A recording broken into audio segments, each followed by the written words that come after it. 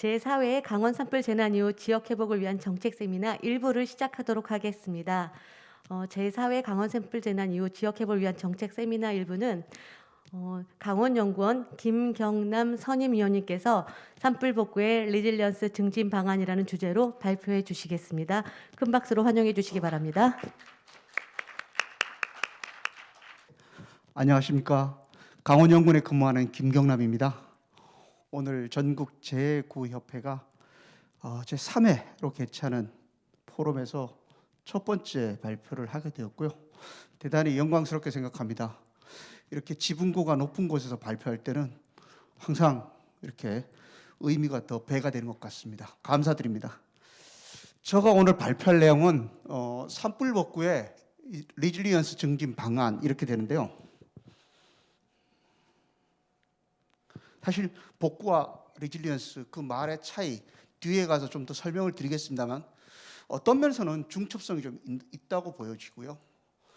또 이렇게 단어를 떼어놓고 또 얘기를 하게 되는 걸 보면 상당히 뭔가 강조하고 싶은 것도 있다 이렇게 봐주시면 되겠고요.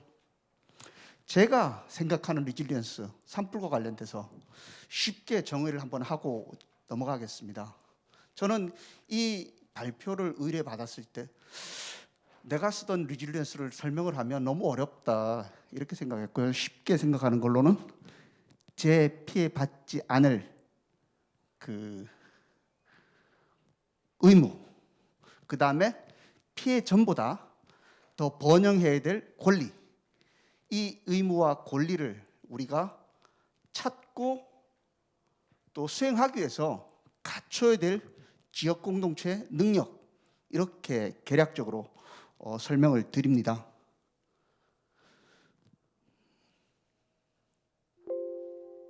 네, 목차는 이렇게 돼 있고요. 대체로 제가 오늘 드리는 말씀은 혹여나 듣기 싫은 부분도 있을 수 있습니다. 그런데 세상에 이런 비판적 시각을 가지고 뒤돌아봤을 때 보다 나은 내일이 있다 이렇게 생각을 하고요. 그런 차원에서 말씀을 드리고자 합니다. 이거는 이제 22년도 그 구호 및 복구 비용 부담 기준 정부가 공개하는 자료입니다.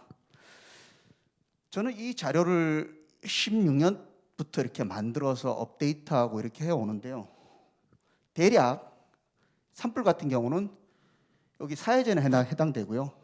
4인 가족 기준 가장 큰 피해를 받았을 때 대략 5천만 원 정도 부조를 받을 거로 이렇게 계산이 되어집니다. 5천만 원이라는 돈은 매우 큰 돈이죠. 그런데 집이 불탔다 이러면 얘기가 달라집니다. 5천은 큰 돈이 아니게 되는 거죠. 생활비 정도로 쓰고 집은 없는 그런 구조입니다. 우리나라의 재해구호는 구호법이 62년도에 생겨서 10년에 재난 및 안전기본법에서 이러한 사항을 그러니까 구호를 규정해야 된다라는 것을 법의 조항으로 만들었고요. 12년에 최초의 이런 지침 규정이 만들어집니다. 그리고 이제 물가에 따라서 이렇게 업데이트 되는데요. 그 산불이라는 재난을 맡고 보니 사람들이 이런 말을 하죠. 저 동네 사람들 전 근대적 재난 피해를 또 받았네. 이렇게 얘기를 합니다. 그래서 전 근대적 재난 도대체 그게 뭘 의미하냐에 고민을 좀 해봤습니다. 사실 우리 인류 역사에서 재난의 구호는 사실은 공동체 중심으로 아주 오래전부터 있어 왔고요. 또 좀 더 크게는 교회 중심, 종교단체 중심으로 있었던 것 같습니다. 이 계기가 1755년 11월 1일 포르투갈 리스본에서 규모 9.0의 지진이 일어났고 27만 명의 시민 중에 9만 명이 죽습니다. 쓰나미가 있었고 3일간의 대화재로. 그러니까 도시가 초토화됐죠. 이때는 보통 이제 계몽주의 사회였는데요. 철학자들이 나타나서 그 상황을 말하기 시작합니다. 우리가 들어왔던 라이프니츠, 볼테르 이런 사람들이 이제 계몽주의자들인데 한 말이 이렇습니다. 신이 만들어준 만들어 놓은 가장 선한 곳인데 어떻게 이런 일이 벌어졌냐. 또 그 라이프니츠 같은 이런 말을 합니다. 이 세상의 만물은 각자가 신이 정해놓은 독립적 기능에 따라서 제 역할을 조화롭게 하도록 되어 있는데 어떻게 이런 재난이 일어났냐. 이제 이런 얘기를 하죠. 그러다가 이제 그 와중에 이때는 계몽주의와 합리주의가 이제 뭐랄까요, 병행하던 시기였는데 그 루소라는 사람이 이렇게 말을 합니다. 무슨 소리? 7층이나 된 건물을 지어놓고 있다가 보니까 사람이 많이 죽었잖아. 그 모든 건 우리들이 원인을 제공한 거야. 이렇게 얘기를 합니다. 그래서 사실 제가 생각하는 전근대적 재난이라는 그 표현의 역사적 기원, 의미 있는 사람이죠. 그 철학자로부터 찾는다면 루소가 한 말이 아닐까 이렇게 생각합니다. 그래서 오늘까지 이제 지속이 되어지는 것 같아요. 사실 산불이라는 재난도 알고 보면 불이 사람이 불을 냈죠. 그 다음에 그 산림 옆에 도시들이 많이 불을 타게 되는데 그 도시는 사람이 만든 겁니다. 결국 루소가 지적했던 거랑 비슷한 그런 이제 입장에 있는 거죠. 사람이 환경을 조성해 놓고 피해가 나니까 신을 원망하고 이런 과정이 있다는 것이죠.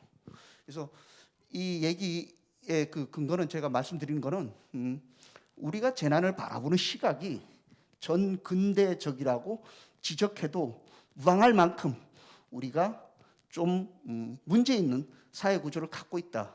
이렇게 설명드리고자 합니다. 그래서 재난이 나고 보니까 지금 뭐 잘 보이지는 않습니다만은 강원연구원에서 그러니까 저가 6개 항목에 대해서 예방과 진화 중 그리고 복구 단계에서 무엇을 해야 될까를 디테일하게 정리를 했습니다. 그러면 저게 이제 행정에서 잘 적용이 돼야 되겠죠. 근데 실제는 그렇지 않아요.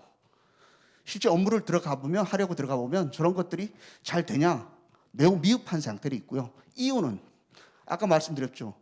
전근대적 사고 구조 속에서 우리가 저러한 일들을 체계적으로 추진해 나가지 못하고 있는 상황이죠. 그런 가운데 이제 19년 사례로 넘어오면 이제 고성에서 산불이 났고 큰 피해가 났고 그러다 보니까 오늘 주최하는 전국재해구협에서 대략 362억을 모금을 해서 지역에 배분을 해줬습니다. 정리를 하면 사회적 환원과 노블레스 오블리주의 실천 차원에서 큰 액수의 구호금이 모금 배분되고 있고요. 그래서 이것은 현재 우리가 알고 있는 아까 그 5천만 원이죠. 그것의 부족 부분을 상당히 메워주는 매우 중요한 사회적 구조의 한 유형이 되고 있다. 이렇게 정의할 수 있겠습니다. 그렇게 해서 이제 보면은 이렇게 씁니다. 왼쪽은 이제 속초이고요. 오른쪽은 고성의 사례입니다. 사실 자료가 좀 잘 보이면 좋겠는데 그렇지는 않고요. 그래서 제가 간략하게 설명을 드리면 왼쪽에 속초 같은 경우입니다. 1단계, 2단계, 3단계로 나눠서 약 300억 정도의 돈을 투입해서 생활 공간의 복구, 생업 공간의 복구에 나섰고요. 오른쪽에 고성도 비슷한 그런 패턴을 갖고 있습니다. 정리하면 이미 만들어진 복구 가이드라인 지침에 따라서 할 수 있는 것을 해내는 겁니다. 우리가 생각하는 것만큼 다시 말씀드리면 앞서 말씀드렸던 리질리언스라는 차원에서 적극적으로 복구하냐 그건 아닙니다. 복구 가이드라인과 지침이 있기 때문에 거기에 따라서만 하는 거죠. 제가 판단하기에는 리질리언스라는 측면에서 보면 뭐 좀 최소라고 그러기엔 좀 애매하지만 하여튼 규정대로만 하는 그런 이제 입장에 있는 거죠. 그 이상을 하기는 대단히 어려운 구조에 있다. 이렇게 생각이 되어집니다. 그래서 뭐 이런 이제 왼쪽과 같은 피해 지역에 이재민들이라면 오른쪽과 같은 이제 시설물들 중심으로 하게 되는데요. 보통 이제 구호는 이렇습니다. 적시에 균등하게 순차적으로 지원을 해야 된다. 이렇게 되고요. 그 복구 현장을 들여다보면 첫 번째 요청하는 자와 지원하는 사람의 불균형이 있다. 두 번째 상황 정보가 불확실하다. 세 번째, 현장 우선주의로 인해서 구호 복구 단계에서 불협화음이 꽤 있다. 꽤 있다로 제가 정리하겠습니다. 많이 있다는 건 우리 사회에 어두운 면을 보이는 것 같아서 꽤 있다 이렇게 정리를 하겠습니다. 그래서 고성군 사례인데요. 뭘 하나 했더니 보니까 이제 빨간 박스를 쳐놨습니다만은 대체로 보면 박스가 없는 상태에서 보시면 구조적 시설물 중심이고요. 빨간 박스를 같은 거 보면 사람이 관여를 하는 사회적 복구 복원에 관련된 일들을 하게 됩니다. 그래서 정리를 하면 부분적으로 산불형, 산불 방지형 복구 사업을 추진하고 있다. 그래서 재피해받지 않을 그 의무를 실천하기 위해서 나름 노력을 하고 있다. 이렇게 생각이 되어집니다. 예, 고성군 오남리입니다. 뭐 굉장히 얘기는 많은데 정리하면 이렇습니다. 맨 위에 보시면 마을 리더의 자존심과 상부 상조의 인식의 계기가 되는 것이 이 산불이었습니다. 첫 번째 보면 이제부터라도 제대로 해보자. 저 말이 이장님 입에서 나온 얘기인데요. 그동안 마을 일은 이장님 중심으로 이루어져 왔지만 생각만큼 수준 높게 이루어지지 않았다. 리질리언스라는 개념, 그 지역 공동체가 갖고 있는 본연의 그 리질리언스의 힘은 사실은 없다시피 했다. 이렇게 정리를 할 수 있겠고요. 좀 내려와서 여섯 번째 적십자 회장입니다. 자택이 전소된 상황에서도 자원봉사자들과 25일간 동네 분들, 이웃들의 복구를 위해서 힘을 씁니다. 저것이 제가 말씀드린 리더의 자존심이죠. 이제부터 잘해보자 하는. 그 외에 뭐 여러 가지 내용들이 쭉 있는데요. 하여튼 저게 되니까 어떤 일이 벌어졌는가 하면 처음에는 인간 승리, 휴머니즘에 대한 얘기가 저 마을에 굉장히 많이 돌았고요. 복구 3년차 정도까지 그러한 그 휴머니즘을 기반으로 해서 복구 활동이 비교적 잘 됐어요. 그런데 3년쯤 들어서고 지나가면서 어떤 일이 벌어지냐. 그 휴머니즘에 대한 기억이 풍화가 일어납니다. 다시 말씀드리면 서로 입장 차이와 자기 이익을 주장하는 그런 시간대가 되어지더라.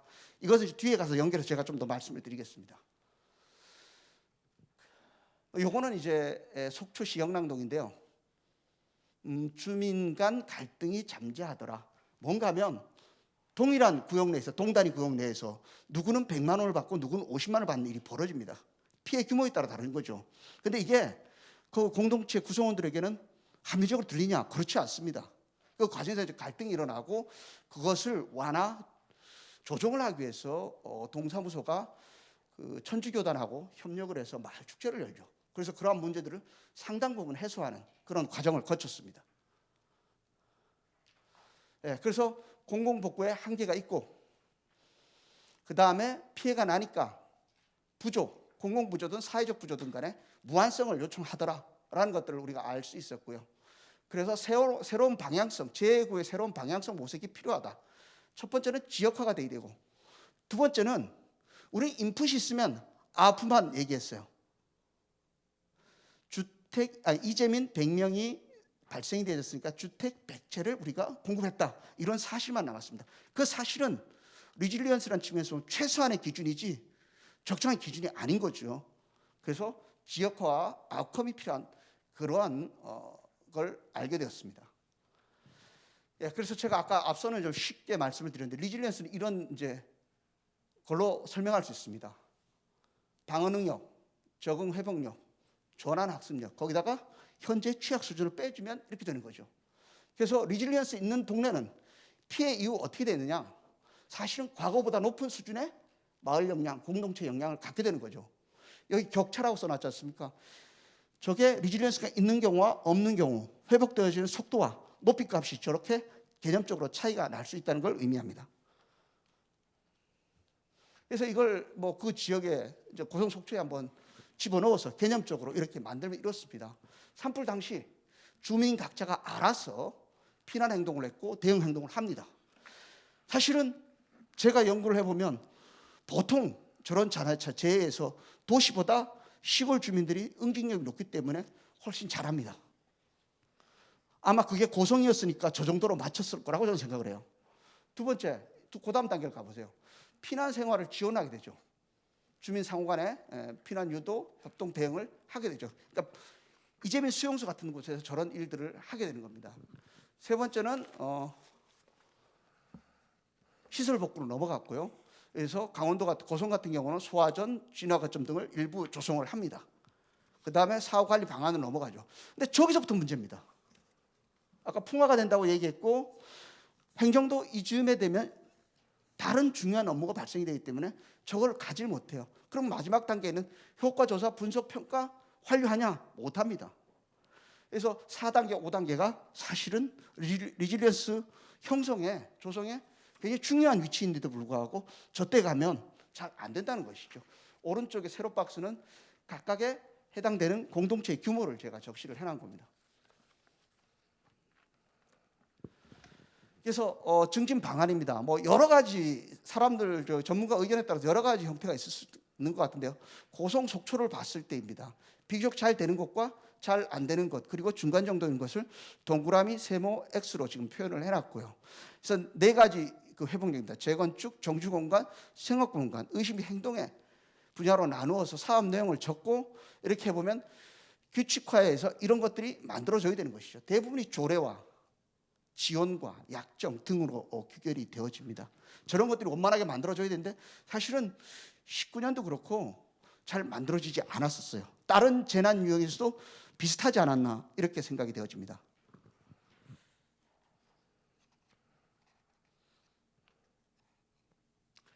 예, 그래서 제가 이제 마지막으로 말씀을 드립니다. 우리가 제가 아까 비판적 의견을 제시를 한다고 그랬는데요. 사실 지역사회 공동체 단위로 레질리언스를 만드는 그 주체는 주민이 맞습니다. 그러나 과소화 고령화된 농촌사에서 그것을 기대하는 건 대단히 기대난망이라고 저는 생각을 합니다.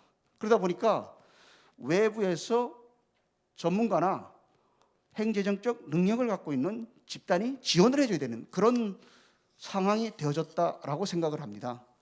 그래서 그 지원해준 집단에게 드리는 말씀인데 보통 우리가 아웃풋 위주로 계획을 합니다. 인풋이 있으니까 아웃풋. 이재민이 아까 말씀드렸죠. 100명이 발생이 되어졌으니까 100채 임시주택을 넣었다. 이 사실을 우리가 보통 다 끝났죠.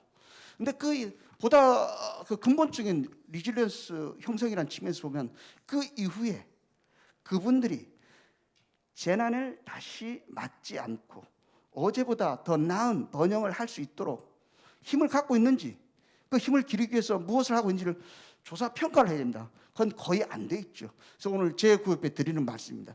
그것이 구호만큼 중요하더라.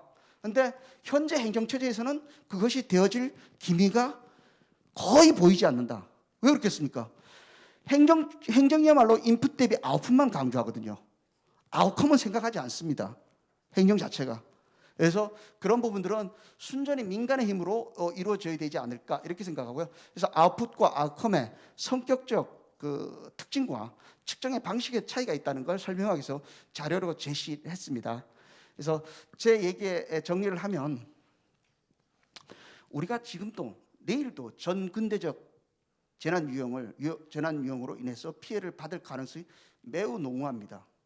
그럼에도 불구하고 통리반으로 대표되는 지칭되는 공동체가 재난에 다시 피해받지 않을 그 권리, 번영할 의무 그것을 쟁취하고 지킬 만한 능력이 있는가? 없다는 것이죠. 그것을 우리가 갖추기 위해서는 현재와 같이 행정 위주의 구호 지원으로는 곤란하다.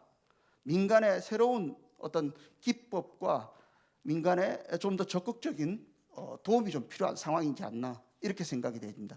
이상 발표를 마치겠습니다. 네, 2019년 발생한 강원 산불 지역의 사례를 통하여 재난복구 및 리질리언스의 중진 방안을 말씀해 주신 김경란 선임연구위원님 감사합니다.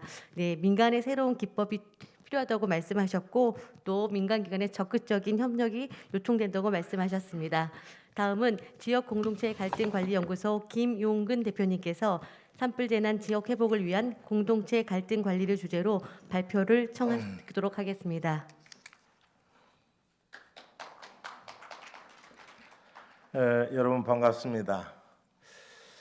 사실 저는 오늘 발표에 재난 전문가 입장이 아니라 국민의 한 사람으로서 우리 산불 재난을 다시 한번 보게 되고 그동안에 저는 뭐 재난 관련된 연구를 하는 사람이 아니에요.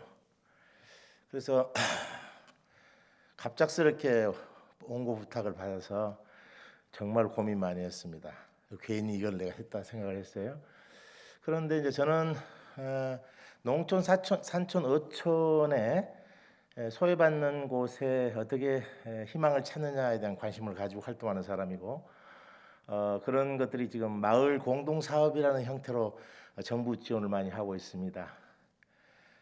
전반적으로 이제 그런 그 마을 공동 사업을 추진하는 과정 속에서 발생하는 갈등에 관한 연구를 주로 하는 사람인데 산불 지역에 대한 문제를 제가 그 부탁을 받았을 때 고민을 엄청 많이 했는데 결국은 원고 마감 이틀을 남겨놓고 글을 쓰기 시작했어요.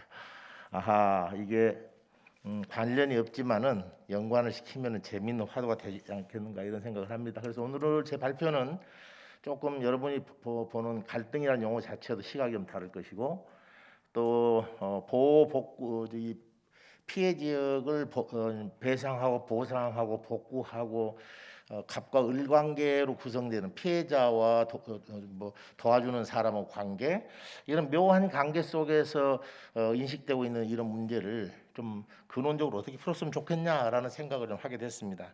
그래서 오늘은 그냥 제 생각을 정리한 거로 보시고 공감이 되신 부분은 공유해 주셨으면 고맙겠습니다. 저는 PPT보다도 제가 그냥 제 생각을 쭉 써내가기 때문에 원고를 보면서 저랑 같이 공유했으면 좋겠습니다. 이 페이지에 보면은 산불 재난이라는 게 굉장히 가슴 아픈 일이지만은 아름다운 일이었다고 저는 생각합니다. 많은 사람이 관심을 갖게 되고 어제도 제 친구를 만나서 포차에서 약주를 하는데 굉장히 어려운 환경에 있는 친구인데도 언론을 통해서 이게 그 기부를 하고 그래서 참 국민들이 전부 다 한 마음으로 이런 난제를 풀려고 하는 따뜻한 마음이 살아있다는 것을 확인하는 아름다운 사건이었다라고 봅니다. 그러나 여전히 가슴 아프죠.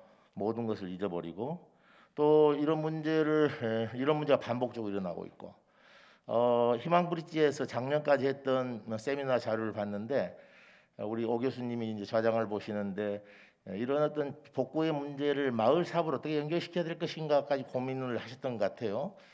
그런데 이제 이번에 산불이 발생하지 않았다면은 좀 더 깊이 있게 한번 준비를 하셨을 텐데 예기치 않은 이런 문제가 일어나니 참 가슴 아픈 문제다. 그런 문제고 또 하나 문제는 앞에서 발표하실 때도 말씀을 하셨는데 갈등 문제,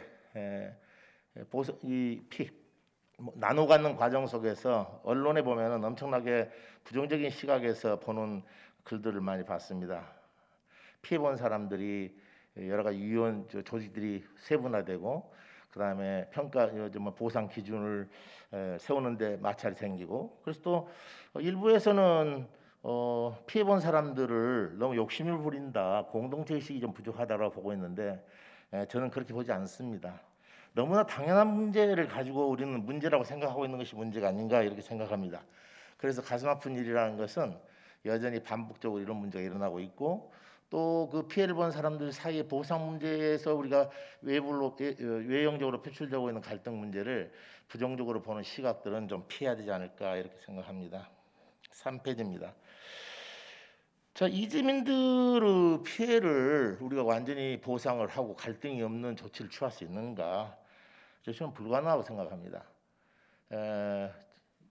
이 손해를 본 사람들은 자기 실수도 아닌데 자기 물적인 재산뿐만 아니라 정신적인 자산까지도 전부 다 송두리째 잊어버린 거죠. 근데 절대적인 손실을 입은 거죠. 절대적인 손실을 입었는데 그 손실을 보상한다는 기준은 뭐냐면은 상대적 평가 기준에 의해서 평가를 하려고 한다는 거죠.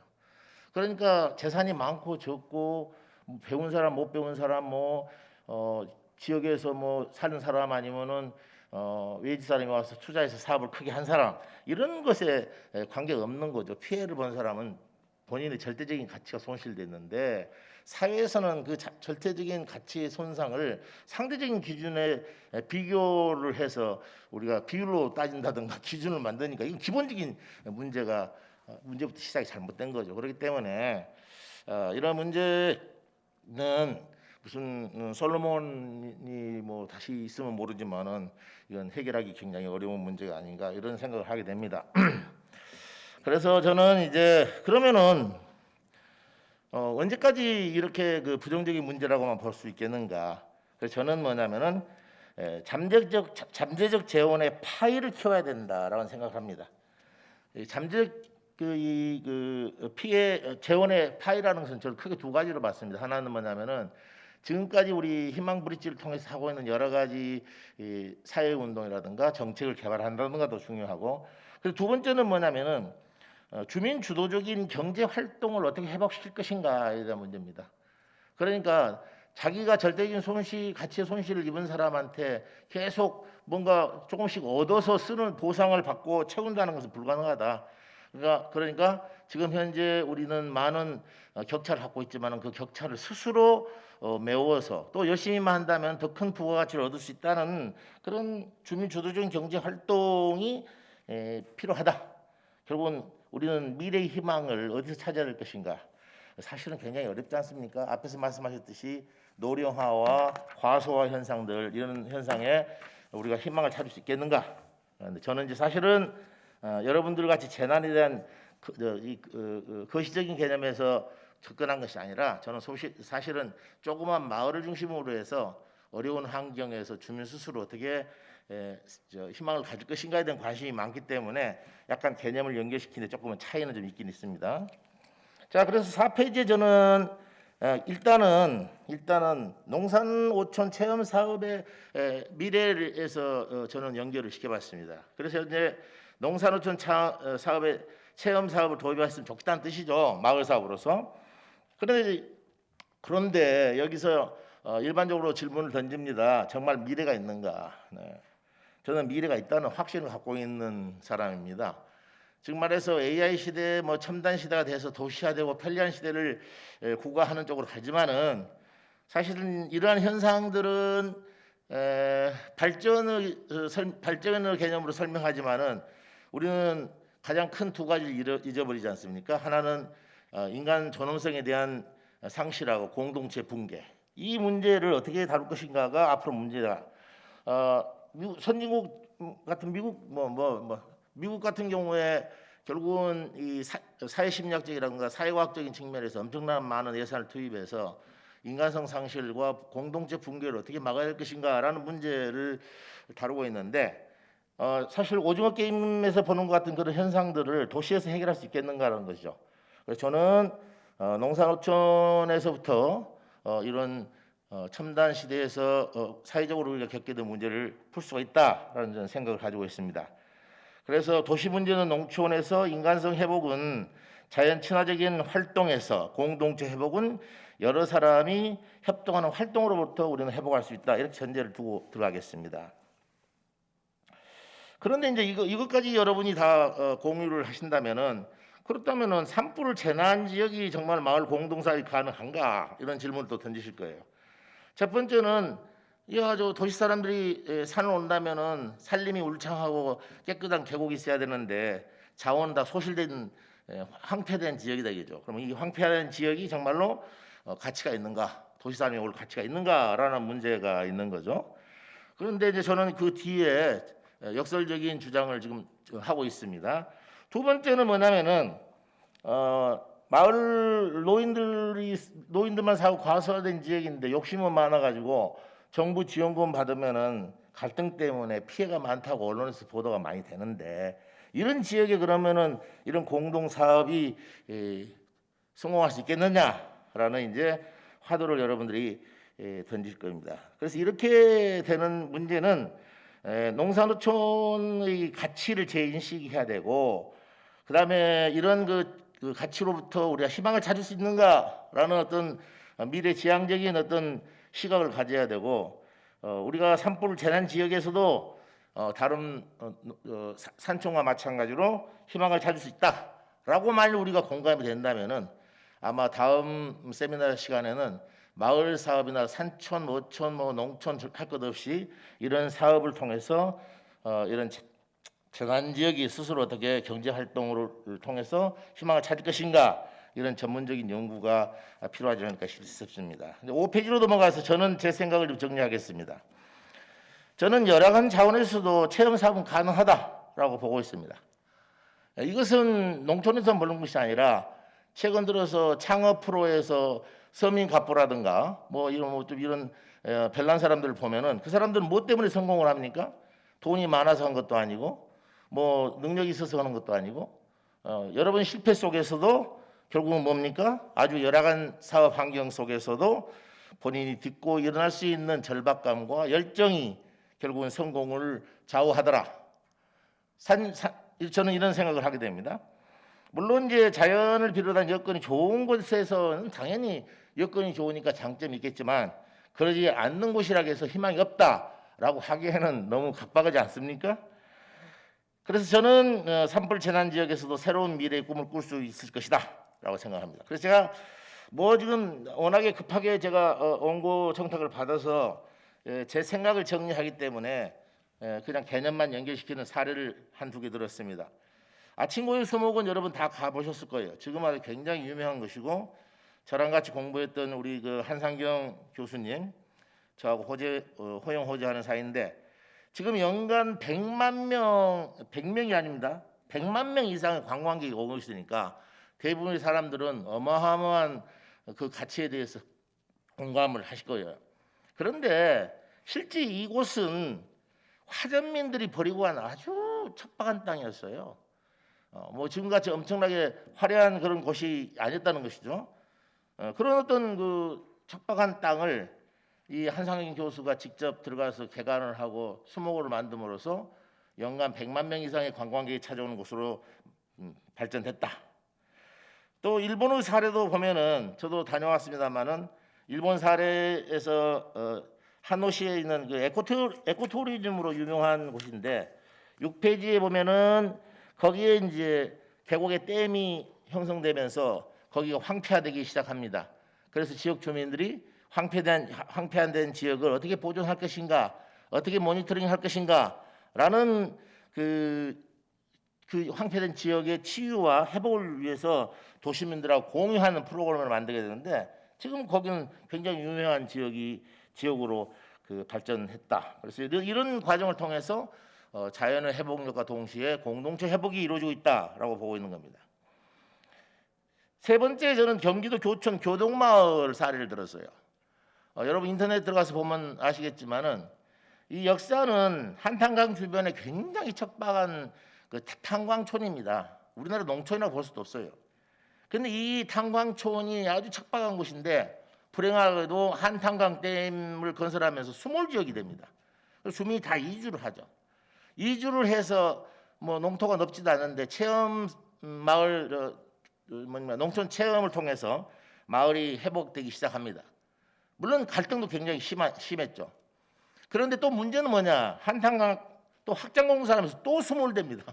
2번 수몰되는데 그래서 이 사람들이 이주를 하게 되는데 돈도 없고 보상도 넉넉하지 못 받은 사람들이 어떻게 이주를 좋은 환경으로 갈 수 있겠습니까?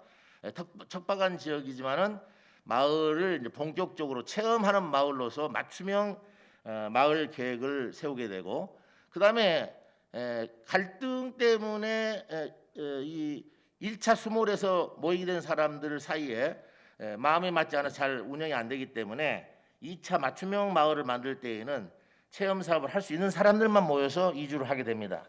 제가 그 기본 계획도 세워서 지금도 관계를 맺고 있습니다만은 이렇게 자기 스스로 열악한 환경에서도 얼마든지 극복할 수 있는 사례들이 있다고 저는 생각합니다.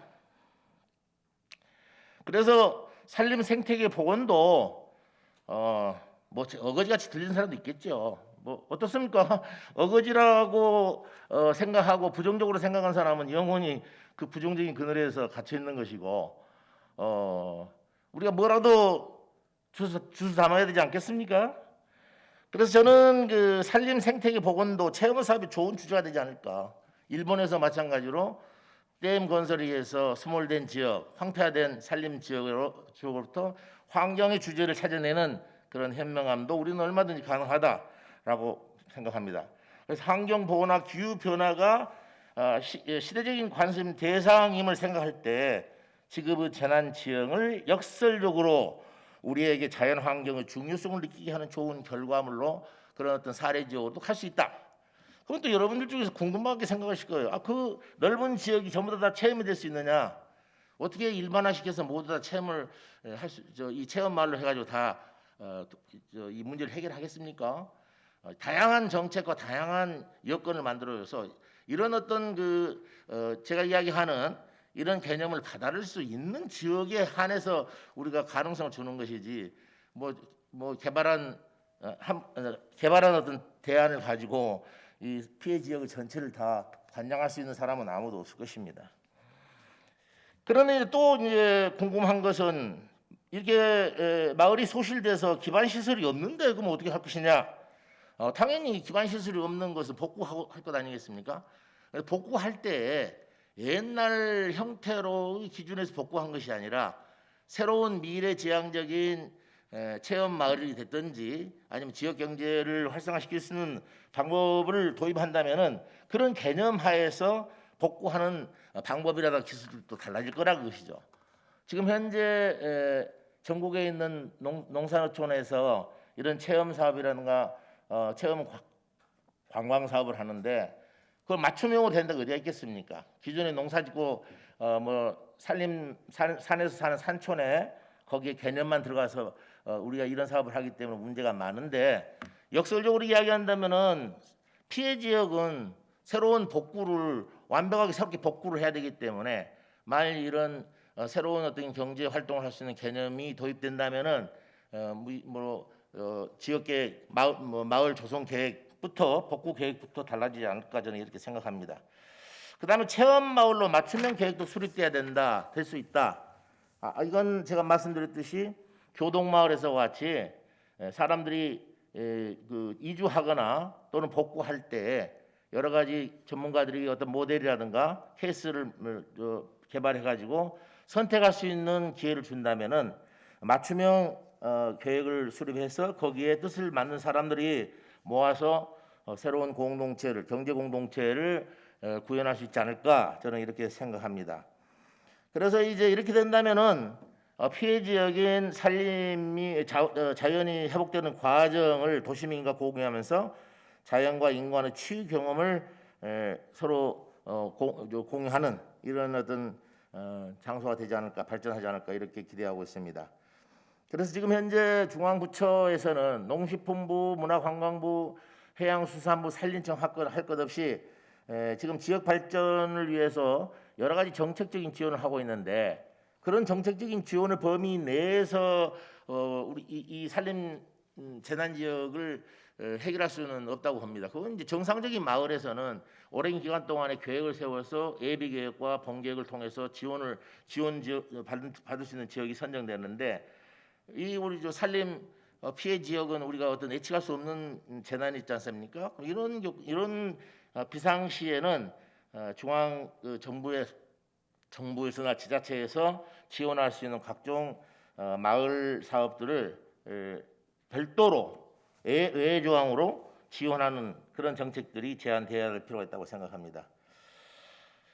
자, 그다음에 이제 9페이지로 넘어가서 그러면 이렇게 물리적으로 공간을 만들고 여러 가지 사업을 도입하고 지원을 할 수 있는데 그러면은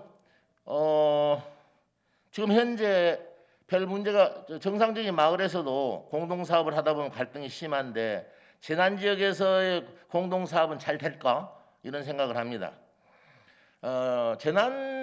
재난이라든가 이런 문제에서 오는 갈등과 제가 보는 마을 사업의 시각에서 오는 갈등은 좀 저는 다르게 보고 있습니다. 이 공동 사업이라는 것은 일종의 마을 창업입니다. 창업. 그러니까 공동 사업상 갈등이라는 것은 단순하게 소통 부족이라든가 아니면은 무슨 보상과 배상 간에서 문제가 된 것이 아니라 공동 사업상 갈등의 속성은 전혀 다른 거예요. 이건 사업상 갈등이기 때문에 사업에서 동업에서 개인 사업이 아니라 여러 사람이 모여서 하는 동업에서 오는 갈등을 속성으로서 이해를 해야 됩니다. 그렇게 된다면은 이 공동사업상 갈등 이건 필연적인 거고 당연한 거예요. 그러니까 우리가 산림재단 지역에다가 공동사업을 지원했는데 그 지역 주민들 사이에 갈등이 심하다, 볼상스럽다고 생각하는 그 자체가 잘못됐다는 뜻이죠. 여러 사람이 모여서 공동사업을 하면서 수익사업을 하는데 왜 갈등이 없어야 됩니까? 갈등이 없는 그 자체가 이상한 거죠. 그러니까 앞에서 우리 첫 주제 발표할 때 갈등이 있는 것이 참 우리 내세우기 어렵다는 거죠. 왜 그걸 나쁘게만 생각하십니까? 제가 말씀드렸잖아요. 나는 다 잃었는데 물론 국민들이라든가 여러 정부에서 피해받은 사람들에 대해서 배상을 하려고 해준 거 따뜻한 마음은 고맙죠. 정말 고마운 마음이에요. 근데 그 보상이 내가 다 잊어버린 이 심리적인 보상까지 가능합니까? 그거 불가능한 거죠. 그러니까 이게 갈등을 보는 시각 자체를 바꿔야 된다는 거죠. 극히 필연적이고 극히 정상적이다. 그러므로 갈등이라는 것은 갈등 자체가 문제가 아니라 갈등은 극복해야 될 장애물에 불과한 것이지 갈등이 생겼다? 공동체에 손상이 됐다? 이건 구시대적인 발상인 거죠. 자, 그렇게 된다면은 저는 재난 지역이라 해가지고 이 마을 공동사업사 갈등이라는 것을 우리가 부정적으로 보거나 회피할 필요는 없다. 저는 이렇게 생각합니다. 그래서 이제 9페이지 제일 아랫부분에 그 갈등 잠복에 대해서 말씀하시는데 갈등은 해결된 거 아닙니다, 여러분. 갈등을 자꾸 용어를 해소라고 이야기하는데 갈등은 해결하려고 생각하는 것 자체가 잘못돼요. 네, 갈등은 시간이요? 네. 갈등은 잠복을 합니다. 잠복. 그래서 늘 재발하는 속성을 갖고 있어요. 그러니까 갈등을 일으킨 사람들을 문제 삼은 것이 아니라 갈등이 발생했음에도 불구하고 갈등이 있음에도 불구하고 지지고 볶고 어떻게 이 지역의 희망을 찾느냐는 시각에서 봐야지 자꾸 서로 여러분 협조해서 좋은 공동체를 만들어라는 것은 정말로 그 귀신 신나라 까먹은 소리다. 저도 이렇게 생각합니다. 자, 그래서 다음 페이지 10페이지 보면 그래서 이런 그 마을 창업은 지배구조가 문제입니다. 지배구조가. 그러니까는 지금 마을 사업에 제가 이 산불 재난 지역에 새로운 공동체를 만들고 맞춤형 경제 활동할 수 있는 그런 구조를 만들게 된다면은 거기에 따라서 여러 가지 지배 구조를 만들게 되고 분배에 대한 책임과 분배에 대한 원칙을 정립하는 그런 과정들이 필요한 것이지 도덕적인 그런 이야기 갖고는 성립될 수 없다 이렇게 보고 있습니다. 11페이지에 맞춤형 소규모 단지 조성에 구현해서 여러 가지 방법이 있는데 일단 모든 사람들 다 해당될 수는 없는 거죠. 마을이 공동으로 참여할 수 있는 것이고 아니면은 참여 의사가 있는 사람들을 공모해서 새로운 지역으로 이렇게 이주해서 개발하는. 그러니까 이런 여러 가지 모델을 여러 가지로 개발하고 그다음에 산불 지역의 현황을 연구해가지고 이 재난 방지 쪽에서 접근이 아니라 저희 같이 이제 마을 만들기라든가 지역 경제 회복을 위한 이런 그 연구 과제를 희망부리치 같은 데서 이렇게 만들어 가지고 좀 장기적으로 연구를 해야 되지 않을까 이렇게 저는 생각을 한다는 뜻입니다. 그래서 이제 역량 강화 교육이라든가 그다음에 이 선진지 모델을 개발한다든가 11페이지에 그래서 준비된 구성원만을 이주하는 이런 여러 가지 방법들을 구현하면은 우리가 생각하는 부정적으로 생각하는 부분이 우리가 생각하는 새로운 희망을 찾는데 꼭 장애만 되는 것이 아니다 이렇게 생각합니다. 그래서 이제 새로운 경제 공동체 구현이라는 문제는 사실 이것은 경제 활동하기 때문에 사업입니다, 사업. 그래서 저는 왜 이 사업이란 문제를 우리 재난 지역에 도입해야 되냐면은 지금 절대적인 가치 손실을 본 사람한테 우리 국민들의 성원이지만은 우리가 무슨 보상이나 배상 정도가 채워지지 않는다 그 말이죠. 그러니까 어렵더라도 스스로 경제 활동을 통해서 지역에서 자기들이 손상된 그런 가치를 스스로 복구할 수 있는 그런 경제 구조를 우리가 만들 수만 있다면은 우리는 훨씬 더 지역의 희망을 찾을 수 있다라고 저는 생각하고 있는 겁니다.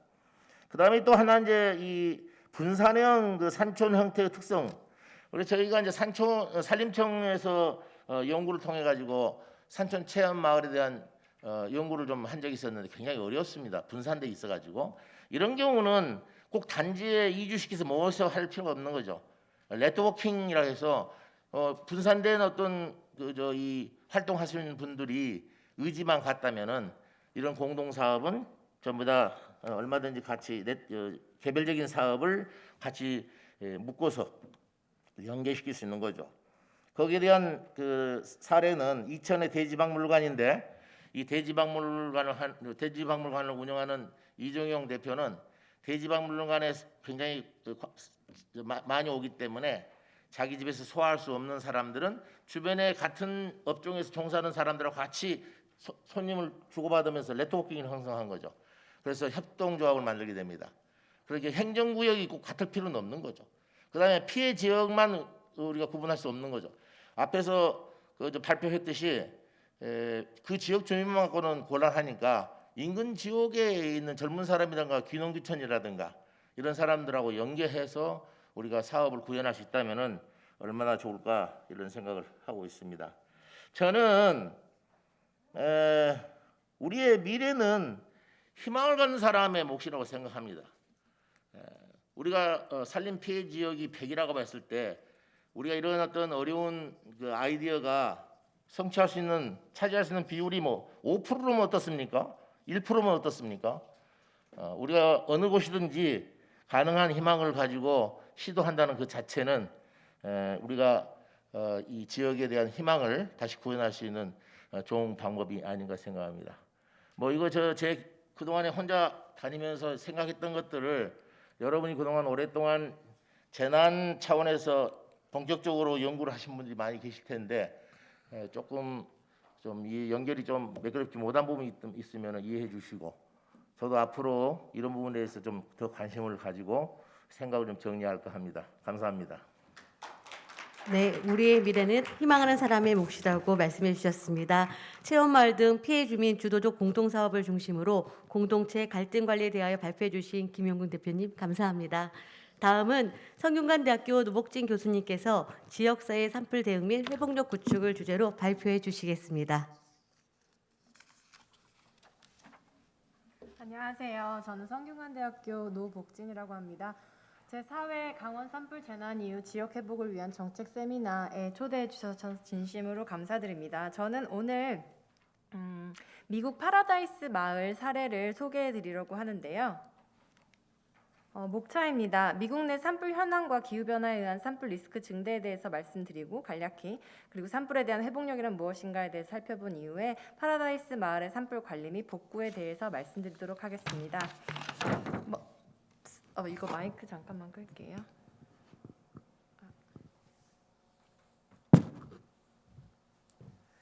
먼저 미국 내 산불 현황입니다. 미국은 한국에 비해서 대륙이 무척 광활한 만큼 산림 면적 또한 한국 산림의 약 37배 정도 규모가 되는데요. 따라 산불 건수도 한국에 비해서 월등히 많고 그로 인한 소실 면적 또한 매우 넓습니다. 한국에서는 1년 평균 지난 10년 정도를 살펴보면 1년 평균 크고 작은 산불이 약 480건 정도가 발생을 하고 1회 평균 소실 면적은 약 10.87 제곱킬로미터 정도가 되는 반면에 미국에서는 1년 평균 약 7만 건이 넘는 산불이 발생을 하고요. 한 번 산불이 나면 약 20만 8,330 제곱킬로미터의 면적이 소실된다고 합니다. 남한 면적의 2배 정도 되는 거죠. 산불의 주요 원인으로는 우리나라의 경우 입산자 실화가 가장 큰 원인이고 논밭 소각 또는 쓰레기 소각이 그 다음으로 나타나는데 즉 인간 활동에 기인한 것이 약 66% 정도 됩니다. 미국의 경우에는 쓰레기 소각과 입산자 실화가 가장 큰 이유이기는 한데 방화도 무시를 못하는 거죠. 여기서 보시면 그래서 미국의 경우는 인간 활동에 기인한 산불이 약 84% 정도 됩니다. 이 통계 그래프는 1983년 이후에 미국 내 발생했던 대규모 산불에 대한 통계인데 사실 미국 산림청에서 83년 이전에는 통계를 모으지 않았기 때문에 83년 이후라고 하는 거지 1960년대 이후의 데이터라고 보셔도 무방할 것 같습니다. 이때 보셨을 때 대형 산불 탑5가 모두 다 2000년 이후에 발생한 거 혹시 눈치채셨나요? 2015년, 2020년, 2017년. 자, 그런데 2000년대 이후에 이렇게 대형 산불들이 발생한 이후에는 어떤 이유가 있다고 생각하시는지는 않는지 그것에 대해서 잠깐 살펴볼까 하는데요. 많은 분들이 짐작을 하시겠지만 기후변화 말씀드리겠습니다. 기후변화가 산불에 얼마나 직접적인 영향을 주고 있는지 잠시만 살펴볼게요. 기후변화를 빼놓고서 산불 회복력을 논의한다는 것 자체가 말이 어불성설이기 때문에 이걸 잠시 살펴보겠습니다. 자, 이 지도는 무엇을 보여주냐면요. 지난 2년간, 그러니까 2020년과 2021년 사이에 전 세계에서 발생한 산불입니다. 노란색과 주황색은 그 산불 지속 기간을 의미하는데 최소 3일 이상 지속된 산불을 보여줍니다. 그래서 잠깐 일어났다가 바로 진화된 산불은 지도에 표시되지도 않았습니다. 미국 농무부 USDA 보고서에 따르면요. 지구 기온 1도가 상승을 하면 어떤 특정한 산림의 경우 소실될 수 있는 면적이요 약 6배 정도가 증가한다고 해요. 그리고 또 이 지도를 한번 보실까요? 2020년에 발행된 수의 논문에서는 지구 기온 상승에 따른 산불의 빈도 및 지속 기간에 대한 연구를 했는데요. 그 결과를 보여드리는 겁니다. 자, 여기서 보시면 빨간색은 수치가 높은 걸 의미하고 파란색은 수치가 낮은 걸 의미하는데 좌측에 있는 것은 산불 빈도입니다. 세계 몇몇 곳에서는 파란색이 보이긴 하지만 전체적으로 산불 빈도가 굉장히 증가하는 걸 알 수가 있고요. 또 우측에 보시면 이것은 지속 기간인데요. 몽골과 중국 경계 쪽이나 아니면 태평양 저 아래쪽을 빼고는 거의 다 이렇게 산불의 지속 기간 또한 증가를 하고 있죠. 자, 그러면 기후변화는 어떻게 산불에 영향을 미치는 걸까요? 물론 제가 말씀드렸어요. 산불이 대부분 기인하는 것은 인간 활동이라고. 그런데 지구 기온이 올라가면 산, 숲 이런 그 땅 자체가 굉장히 건조해집니다. 그래서 불이 났을 때 이 탈 수 있는 연료들이 굉장히 차고 넘치게 되는 거죠. 그리고 거기다 더해서 지구 기온이 상승을 하면 산에 있는 만년설이라든지 아니면 얼어있던 부분들이 녹는 기간이 달라져요. 세계 각 지역에 따라 다르긴 한데 연구에 따르면 약 한 달 정도 빨라지고 있다고 보고 있습니다. 그렇게 되기 때문에 산불이 날 수 있는 시기도 증가를 하는 거고요. 산불이 났을 때 활활 탈 수 있는 가능성도 증가를 하는 거죠. 거기에 더해서 산불이 났을 때 진화에 있어서 가장 중요한 자연적인 요소가 뭔지 아시죠? 비거든요. 근데 이렇게 지구 기온이 높아지면 대기 순환이 달라지게 되고 그래서 비가 내리는 가능성도 굉장히 줄어들게 됩니다. 물론 제가 지금 드리는 말씀이 전 세계 모든 곳에 균등하게 적용되는 것은 아니에요. 하지만 대체적으로 가뭄이 지속되고 기온이 높아지면서 산불의 위험이 굉장히 커진다는 말씀을 드릴 수 있는 거죠. 혹시 2019년하고 2020년에 호주에서 발생한 정말 대규모 산불 기억하세요? 그 하늘 다 뒤덮인 거 까만색으로. 그때 호주 서부 지역의 기후가 그러니까 날씨가 평년 대비 굉장히 건조해지면서 산불이 날 수 있는 역량의 약 30% 정도가 더 산불이 나기에 적합했다고 합니다. 그런 식으로 이 기후 변화가 산불에 미치는 영향은 우리가 무시할 수가 없는 거죠. 그리고 또 제가 여기서 산림 벌채, 도시화 및 인간 활동까지 넣었는데요. 기후가 변화하면서 이제 기후가 변화하면서가 아니라 산림이 벌채되고 하면서 이제 산의 환경이 바뀌죠. 그리고 사람들이 꼭 엄청 높은 건물이 도시가 확장을 하는 걸 떠나서 집들이 자꾸 산에 가까워져요. 그렇게 되면서 이 건물이라든지 사람들이 산불에 노출될 수 있는 영향까지 커지게 됩니다. 그래서 산불이 나면 환경 재정적 피해는 물론이고 이제 사람들에 대한 안전, 국민 건강 피해도 나게 되고 또 생태계가 파괴되는 거죠. 그리고 또 이게 악순환을 벌입니다. 산불이 나면 CO2 이산화탄소가 굉장히 많이 발생을 하죠. 2020년에 캘리포니아에서 산불이 나서 배출한 CO2의 양이요. 평년 캘리포니아에서 화석 연료를 떼어서 배출하는 CO2에 비해서 25%가 넘었다고 합니다. 그렇기 때문에 이 산불과 기후 변화 굉장히 연관이 이렇게 사이클로 잘 되어 있는 거죠. 잘 되어 있는 게 아니라 밀접하게 되어 있다고 할 수 있는 거죠. 자, 그러면 이렇게 증대되고 있는 산불 리스크를 효과적으로 관리하고 경감시키기 위해서 여러 지역사회에서 강조하는 것이 하나 있습니다. 아까 김경남 박사님께서 설명해 주셨는데 바로 레질리언스라는 거죠. 회복력 또는 탄력성이라고 우리나라에서는 이야기를 하고 있습니다. 자, 그러면 회복력이라는 게 뭘까요? 아까 설명 너무 잘 해주셨는데 저는 또 조금 다르게 비슷하지만 조금 다르게 정의를 내려봤어요. 회복력이라는 것은 이제 분야마다 정의가 다 다르거든요. 근데 제가 생각하는 것은 개인, 지역사회 등의 시스템에 충격이 가해졌을 때 그 충격을 견디고 흡수하고 또 그 충격에 적응하고 변화하면서 그 충격으로 인한 영향에서 효율적, 효과적으로 회복하는 능력이라고 생각을 합니다. 여기서 시스템이라는 것은 어떤 사회의 문화, 물리, 경제, 정치 굉장히 다양한 측면을 아우르는 거죠. 그래서 보통 회복력이라고 하면 우리가 쉽게 떠올리는 이미지가 이 바운스백, 이쪽에 노란색 공 보이시죠? 그냥 충격을 받고 다시 튀어오르는 것, 예전 그 상태로. 그리고 또 하나 다른 개념은 build back better라는 개념인데요. 여기 회색 그래프 보이시죠? 여기서 보시면 계속 시스템이 더 좋은 상태로 나아가는 것을 알 수가 있습니다. 자, 그래서 회복력이 있는 시스템이라는 것은 사실 굉장히 여러 요소들을 필요로 합니다. 근데 이런 것들을 다 설명드리기에는 시간이 부족한 관계로 단도직입적으로 산불에 대한 회복력에 대해서 말씀을 드려볼게요. 자, 산불의 이 회복력 개념을 적용을 한다면 산불이 난 후에 단지 그 지역에 소실된 주거지라든지 아니면 농지 같은 것을 복원하고 사람들을 다시 불러 모으는 그게 회복력이 아니라 여러 방안과 전략, 정책 등을 통해서 그 지역사회가 산불을 더 잘 관리하고 견디고 그리고 산불에 더 강하고 그 산불이 났을 때 혹시라도 또 났을 때 피해를 덜 받게 하는 것을 의미하겠죠. 그래서 우리는 미국 캘리포니아 주의 한 마을 사례를 살펴보고자 합니다. 자, 먼저 한 가지 말씀드리면요. 미국 전체에 적용되는 기본 산불 관리 제도의 축이 있어요. 3가지 축이 있는데요. 하나는 회복력 있는 경관을 의미하고, 두 번째는 산불 적응력이 있는 지역 사회를 만들고, 세 번째는 안전하고 효과적인 산불 대응. 그래서 이 3가지 축을 다 종합 정리해 보면 의미하는 게 뭐냐면 경관적인 측면에서도 그리고 경제, 사회, 문화, 물리적, 정치적 측면에 있어서도 산불에 대응할 수 있는 산불의 안전한 마을을 조성하는 것을 목적으로 하고 있습니다. 여기서 생각하시기에 저건 도시에 뭐 적용되는 거야 이렇게 생각하실 수도 있는데 이 도시라는 것이요 꼭 높은 빌딩이 있는 도시를 의미하는 것이 아니라 주거지들이 모여 있는 그런 약간 교외 지역 같은 그런 것까지 다 의미를 합니다. 그래서 이 3가지 축을 구성하기 위해서는 여러 부처가 함께 이게 포인터가 여러 부서가 함께 협력해서 산불을 관리하고 있는데요. 이게 참 특이점이에요. 여기 보시면 표에 농무부, 내무부 이 부처들 내에 여러 기관들이 있죠. 근데 이런 기관들이 다 함께 지역사회 산불 회복력을 위해서 노력을 하는데 제가 옆에 플러스하고 국가 산불 조정 그룹이라고 넣어놨죠. 이게 뭐 하는 기관이냐면요. 산불 관리에 관여하는 모든 기관들의 기관장들이 모여서 자기네 부처가 함께 어떻게 협력을 할 건지에 대해서 그런 기제들을 마련하고 논의하는 그런 기관입니다. 그래서 함께 협력을 한다는 거죠.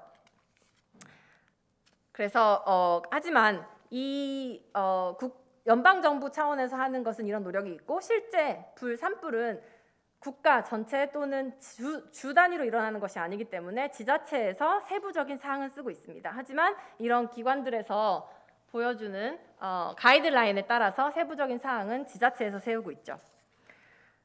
미국 의회 연구소에 따르면요. 캘리포니아가 얼마나 산불에 취약하냐면 1960년대부터 봤을 때 미국 내 산불로 인한 면적 손실의 40%가 캘리포니아에 위치하고 있고 또 베리스크라는 미국 내 산불 위험 전문 평가 기업에 따르면 2019년 미국 내 약 450만 가구가 극도로 산불에 위험한데 그중 반절 정도가 캘리포니아에 위치하고 있습니다. 그래서 제가 말씀드리고 싶은 사례는 캠프 산불인데요. 2018년에 발생했던 산불이에요. 2018년 11월 8일 날 발생을 해서 약 2주 정도 지속이 되었고요. 소실 면적은 620.5제곱킬로미터, 서울보다 조금 넓은 면적이죠. 인명 피해는 88명, 그리고 건물 피해는 약 19,000채 정도의 피해를 받고요. 미국 역사상, 캘리포니아뿐만이 아니라 미국 역사상 대응 비용이 가장 많이 든 산불이고 또 캘리포니아 역사상 가장 큰 피해를 준 산불이기도 합니다. 약 1,000명 이상의 소방관이 대동되었다고 해요. 이 산불을 진압하기 위해서. 자, 그래서 파라다이스는 어디에 있느냐?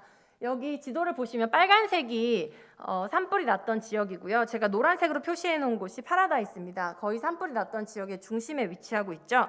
파라다이스는 인구가 약 27,000명 정도 되는 벗 카운티의 한 마을인데요. 캠프 산불로 인해서 입은 경제적 피해가 한화로 따지면 당시에 2018년 그때 당시에 경제적 가치로 따지면 21조 원, 이 작은 마을에 경제적 피해가 그 정도 났고요. 사망자는 56명인데 대부분 다 60대 이상. 그리고 이 산불 이후에 건강적인 이유로 추후 사망자까지 합하면 85명 정도가 사망을 했다고 합니다. 제가 그리고 캠프 산불에서 19,000여 채의 건물이 소실됐다고 했는데 이 파라다이스 마을에서만 약 14,000채가 소실이 됐습니다. 그리고 남아있던 약 1,800채 구조물 중에서도 1,300채 정도는 다 연기 때문에 피해를 입어서 굉장한 마을 전체가 정말 큰 피해를 입었습니다. 이 사진 한번 보실게요. 이게 그냥 다 터가 집들이 있던 터인데요. 이게 그냥 다 탄 거라고 할 수가 있어요. 근데 여러분 재미있는 게 뭐냐면 이 캠프파이어는 이 파라다이스는 캠프 산불 이전에도요 굉장히 산불에 대한 대비가 잘 돼 있다고 평가가 난 지역이었거든요. 근데 왜 이런 일이 생겼냐? 왜냐하면 일단 이 사람들이 산불 대응 예비 연습을 하긴 했는데 산불이 이렇게 마을에 중심지까지 올 거라고 생각을 못했대요. 그래서 항상 예행 연습을 하면 마을의 가장자리까지 오겠지. 아무리 바람이 불어도 아무리 날씨가 잘못돼도 여기까지만 오겠지 하면서 그거를 기반으로 예행 연습을 했다고 해요. 그리고 또 대피 경로도 굉장히 잘 마련이 돼 있긴 했지만 그것에 대해서 주민들에게 인식을 심어주려는 노력은 그렇게 많이 하지 않았다고 해요. 그래서 그런 것들이 이제 문제가 되었다고 합니다. 자, 그래서 이렇게 마을이 피해를 어마어마하게 입다 보니까 복구를 바로 해야 되는데 12월 달까지 이 지자체는 사실 어떠한 수를 쓰고 있지를 못했어요. 그러다가 이제 2019년 1월부터 지자체 차원에서 복구 과정을 시작을 합니다. 재정적인 지원이 필요했는데 다행히도 몇몇 지역 기부단체하고 지역 내에 있던 사업체 등에서 재정 지원을 했습니다. 물론 미 연방 재난관리청이라는 FEMA에서도 이제 재정적인 지원을 조금씩 하긴 했죠. 가구들에 대해서요. 그래서 이런 재정을 이제 바탕으로 프라이빗 펀드에서 받은 재정을 바탕으로 파라다이스는 장기 복구 계획에 착수를 합니다. 근데 이 계획이 캘리포니아 내에서도 굉장히 회복력 구축에 좋은 사례로 꼽히고 있거든요. 왜 그런가 하오니 재미있는 것 중에 하나가 이 파라다이스 마을에서는 UDA라는 사람들을 고용합니다. 이게 뭐냐면 Urban Design Associates. 그래서 한국말로 해석을 하면 도시 디자인 담당자 정도가 되겠는데 이 UDA가 뭘 하는 사람들이냐면은 지역 주민을 복구 과정에 참여를 시키는 거예요. 그래서 필요한 정보를 그들한테 전달을 하고 또 그들이 지역 실제 주민이니까 그 사람들이 살면서 아니면 살기 위해서 이 타운에서 다시 살기 위해서 필요한 것들이 무엇인가를 정보를 다 듣습니다.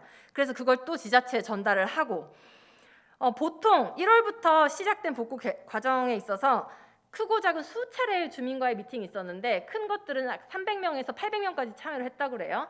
그러면 이 사람들과 그냥 그렇게 대규모의 회의를 하는 게 아니라 그렇게 정보 전달은 큰 공청회 자리에서 하고 이제 그 사람들을 약 15명에서 20명 단위로 쪼개요. 그래서 UDA가 다 붙어서 그 사람들하고 논의를 하는 거죠.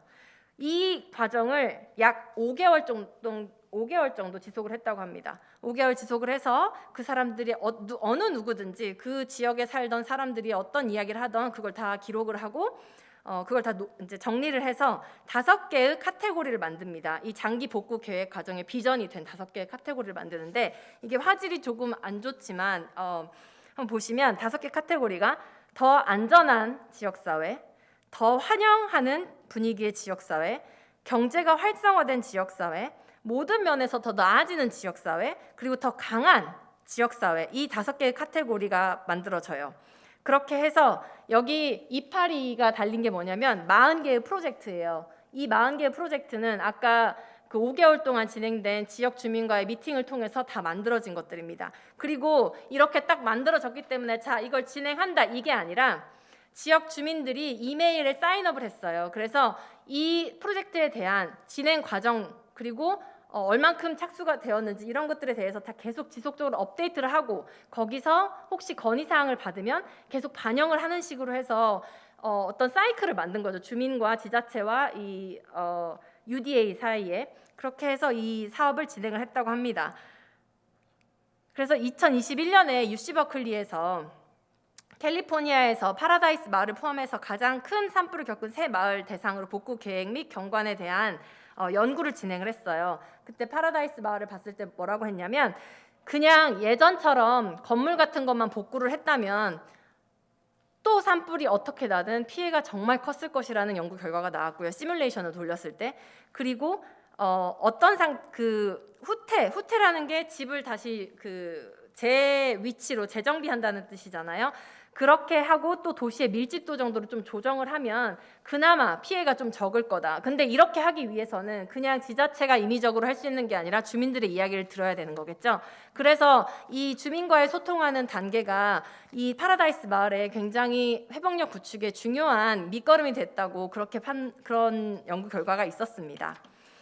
그래서 파라다이스 마을에는요, 종합적으로 본다면 일단 산불에서 마을을 복구하고 회복력을 구축하기 위해서 이제 집 위치 같은 것을 아니면 또 건축 자재라든지 이제 그런 것들을 다 재정비를 좀 했고요. 그다음에 재정적 지원을 받아서 산림을 조금 변화시킨다든지 해서 산불이 났을 때 버퍼로 쓸 수 있는 그 존을 만들었습니다. 그리고 아까 말씀드렸죠. 주민들이 대피 경로는 잘 되어 있었지만 그 인식이 좀 부족했다고. 그렇기 때문에 주민 지원 활동을 굉장히 심혈을 기울여서 하고 있습니다. 그래서 주민들을 교육시키고 또 그룹으로 모아서 학교 같은 데 가서도 또 이제 아이들을 교육시키기도 하고요. 그런 식으로 하고 있고요. 그리고 또 산불에 적응할 수 있는 마을 조성을 위해서 다양하게 이제 정책적, 사회적, 문화적, 물리적 기제를 마련하고 있는데 여기 가장 우측에 보시면 저 원이 잘 보이진 않는데요. 저기에 이제 어떤 것들이 있냐면 뭐 지역 주민의 심리 치료 같은 것을 지원한다든지 아니면 주기적인 산림을 정리한다든지 그리고 산불 대비주를 만들어서 캠페인을 주민들하고 계속 같이 하는 거죠. 아니면 또 안전지대 같은 걸 마련하는 그 버퍼 여기 중간에 보시면 버퍼 지역 조성은 지자체에서 하는 거고요. 또 사람들 각 가구원들에게 그 사람들의 집을 둘러싸서 또 그렇게 버퍼존을 만들도록 하고 있거든요. 그래서 그런 노력들을 하고 있습니다.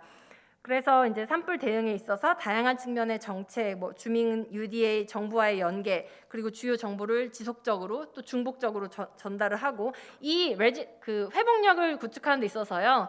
약간의 중복성은 아까 제가 설명을 하지 않고 넘어갔는데 회복력을 구축하는 데 있어서 중복성은요 필요하기도 해요. 왜냐하면 그게 백업이 될 수도 있고 계속 사람들한테 중요한 정보를 전달하는 계기가 되기 때문에 중복성은 좀 필요합니다. 그래서 그리고 다양한 이들을 아우른다고 말씀드렸는데 또 주민들의 연령대가 높기도 하지만 또 신체적으로 불편하신 분들도 계실 거고 또 애완동물을 키우시는 분들도 계실 거고 그래서 굉장히 다양한 사람들에 대한 대피 가이드라인을 마련해서 이제 배부를 하고 있습니다. 그리고 이제 이런 것들을 계획하고 실행하기 위해서 주민 의견의 수렴 그게 이제 굉장히 중요했다는 거죠. 그리고 또 한 가지 기후 변화 모델링을 통해서요. 이 기후 변화가 일어나서 바람의 풍향이 어떻게 바뀌었고 비가 어떻게 강수량이 줄어들었고 이런 것들을 다 고려를 해서 이것을 파라다이스 타운의 장기 복구 계획에 있어서 전반적으로 다 고려를 할 수 있게끔 그 가이드라인에 명시를 하고 있습니다. 그래서 이런 것들이 이제 좀 배울 수 있는 점인 것 같습니다.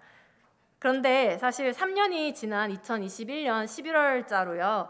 전체 소실된 14,000 가구 중에서 약 1,100여 가구밖에 사실 복원이 안 됐어요. 그러니까 산불은 예방하는 게 가장 중요하겠죠. 하지만 예방이 안 된다면 그 산불을 겪고 나서라도 빨리 복구될 수 있도록 더 나은 상태로 나아갈 수 있도록 그런 기제들을 마련하는 것도 중요하겠습니다. 자, 그래서 발표를 마치도록 하겠습니다. 감사합니다. 네, 2018년 미국 캘리포니아 파라다이스 마을을 통한 산불 관리 복구사를 통해 우리에게 많은 시사점을 제공해 주시고 또 산불에 대해 그 예방에 대해 중요성을 설명해 주신 노복준 교수님 감사합니다. 올해 3월 경북 울진과 강원 삼척 등지에서 안타깝게 대형 산불이 또다시 발생했습니다. 이로 인해 300채가 넘는 주택이 소실되었고 축구장 29,300개가 넘는 산림이 소실되었는데요. 희망우리지 전국재해구호협회는 이 아픔의 현장에 있는 이재민을 돕기 위하여 누구보다 신속하게 움직였습니다. 마지막 순서로 희망우리지 전국재해구호협회 배천지 구호모금 본부장님께서 2022년 경북 강원 산불 재해구호 지원 현황에 대한 발표를 청했도록 하겠습니다. 안녕하세요. 지금 소개받은 배천직입니다. 반갑습니다.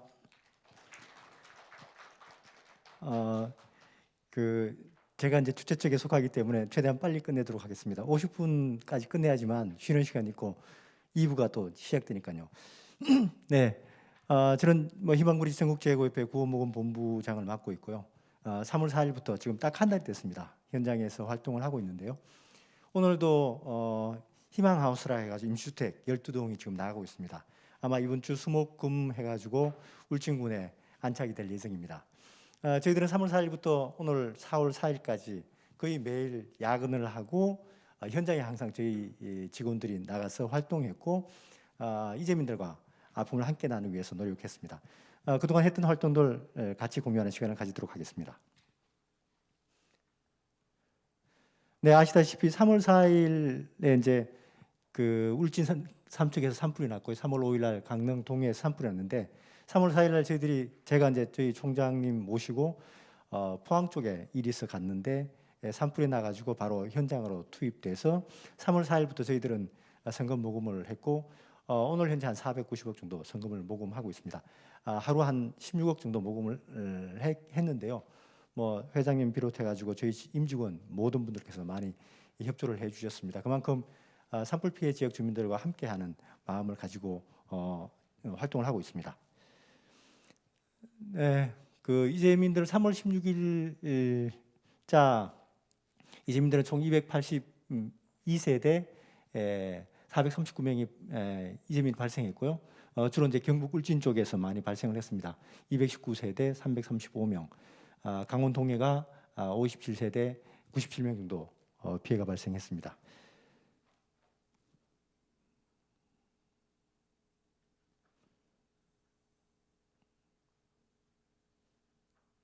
네, 주택하고 농업시설 피해가 3월 24일 현재 2,718개소 피해가 발생했고요. 살림은 한 2만 헥타르 정도 피해가 발생했습니다. 주택 피해도 주택 전파가 315채, 그리고 반파가 6채 정도 피해가 봤고요. 특히 이번에는 농기계가 한 1,899대 정도 피해가 났습니다. 3월 4일부터 삼척을 포함해가지고 동해, 울진 쭉 저희들이 구호 물자를 지원했는데요. 총 24만 6천 점 정도 물자들을 지원했습니다. 이 중에 재구 물자가 450세트, 6,525점, 그리고 구호 물자가 23만 9천 점 정도 지원을 했습니다. 지금 보시는 사진들은 현장에 구호 키트들이 나가서 지원되는 사진들입니다. 야간에 주야로 물품들 지원을 했습니다. 네, 지금 보시는 영상은 저희 차량들, 특정차들 이동하는 영상 자료입니다.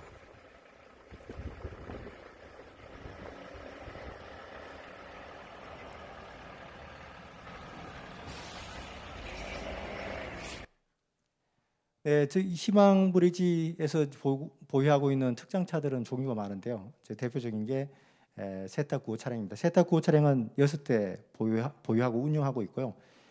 그게 건조기 세대하고 세탁기 세대 20kg짜리 보유하고 있고, 또 하나는 코로나19 관련해 가지고 심리 상담 지원 차량도 보유하고 있습니다.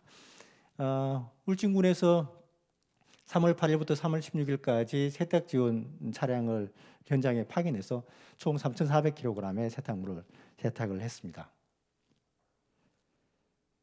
또한 심리 지원 차량도 저희들이 울진군 현장에서 지원을 했는데요. 3월 15일부터 3월 22일까지 이재민들이 많이 계시는 곳, 그리고 임시 주거 시설에서 심리 지원 차량을 운영을 했습니다. 3월 24일 현재 398억 원이 모금됐고, 이거는 이제 여기 자료집 제작할 때였고, 지금은 490억 정도 성금을 모금하고 있습니다. 네, 주요 고액을 기탁해 주신 기업들은 현대, 삼성, 포스코, 네이버 상당한 기업들이 많은 액수들을 저희 쪽에 기탁을 해 주셨습니다. 셀럽들도 김범수, 아이유, 유재석님, 김혜수님들께서 많은 성금을 기탁해 주셨고요. 그 외에 팬클럽 여러 곳에서 성금을 기탁해 주셨습니다. 저희들이 MBC, KBS, SBS 15일, 16일 해가지고 생방송을 진행했습니다. 그 관련된 영상을 같이 한번 보도록 하겠습니다. 나와주세요. 네, 여기는 구호 물품 물류센터입니다.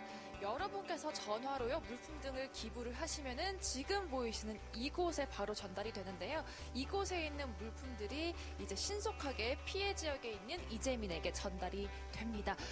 지금 이렇게 언뜻 봐도 굉장히 많은 물품들이 뒤에 보이는데요. 어떤 물품들이 있는지 관계자분 모시고 한번 이야기를 나눠보겠습니다. 네, 지금 보시는 것이 3월 15일에 MBC하고 보금 생방송한 자료고요. 아마 역대 이틀 동안에 KBS, MBC, SBS 모금 생방송한 건 처음일 것 같습니다. 그리고 실은 이제 저희들이 뭐 성금을 많이 모금하고 있는데요. 이런 부분들도 언론에서 많이 저희들 노출시켜 주시고 동참을 해주시니까 그게 가능한 것 같습니다. 네, 기타 저희 희망우리 홈페이지도 선거를 모금하고 있고요. 카카오같이 네이버 해피빈을 통해서도 선거를 모금하고 있습니다. 산불 피해 모습들입니다. 울진군 화재 소실된 주택들 피해고요. 네, 이상으로 간단하게 희망브릿지에서 이번에 산불 발생한 지역에 대한 구호활동 현황을 보고 마치겠습니다. 감사합니다. 네, 배천지 본부장님 짧은 시간 아주 알뜰하게 잘해주셨습니다. 감사합니다. 이렇게 네 분의 주제 발표를 청해 들었는데요. 다양한 재난이 발생하고 있는 현 상황에서 재해 구호와 재난복지 또 지역 회복에 대하여 다양한 생각을 해볼 수 있었던 시간이었습니다. 1부 순서는 이것으로 마치고 잠시 쉬었다가 5시에 2부 주제 발표 시간을 갖도록 하겠습니다. 2부의 마이크는 좌장이신 나노에도 오재호 대표님께 넘겨드리고 저는 여기서 인사드리겠습니다. 지금까지 희망브리지 전국 재해구협회 구호협력팀 선임 매니저 홍선아였습니다. 감사합니다.